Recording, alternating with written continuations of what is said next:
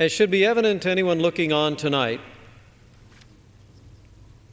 from the passion that's displayed on both sides of the aisle, this is a serious debate. The American people are hurting.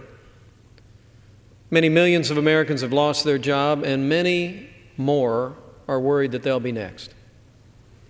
And so we come to this floor tonight to begin a debate on legislation that should, in the best of worlds, be a result of a thorough vetting and a thorough and bipartisan negotiation over what would be, on balance, in the best interest of the American people.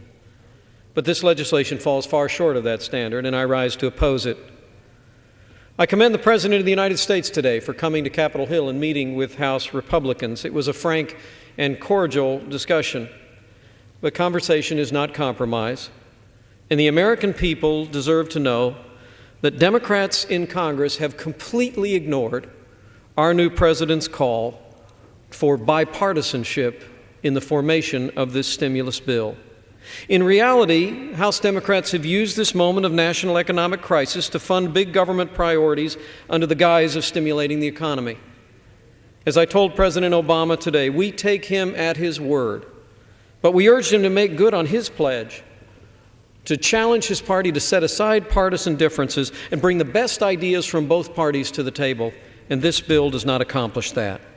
The promises of change and bipartisanship ring hollow in the face of a stimulus bill that does little more than fund a wish list of long-standing liberal spending priorities. I ask, Mr. Speaker, what is $50 million for the National Endowment for the Arts going to do to create jobs in Indiana? What is $200 million to plant sod on the National Mall going to do to put people back to work in your state? Or $400 million for climate change research going to do to get America working again? The truth is, the bill that we will consider tomorrow, fashioned entirely by the majority in this House, won't stimulate anything but more government and more debt.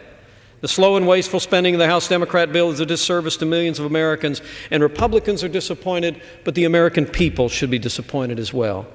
These are serious times, and what will come to the floor tomorrow is not a serious effort to address this crisis with reform. Republicans have a plan.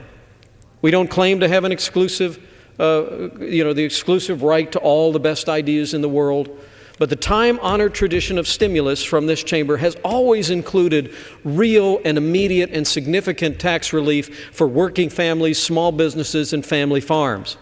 Handing out rebate checks this year, like we did last year, will likely have as little result stimulating our economy as it did before. And so we'll take our case to the American people.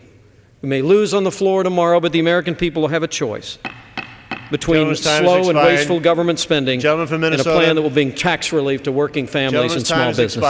I urge opposition to the bill.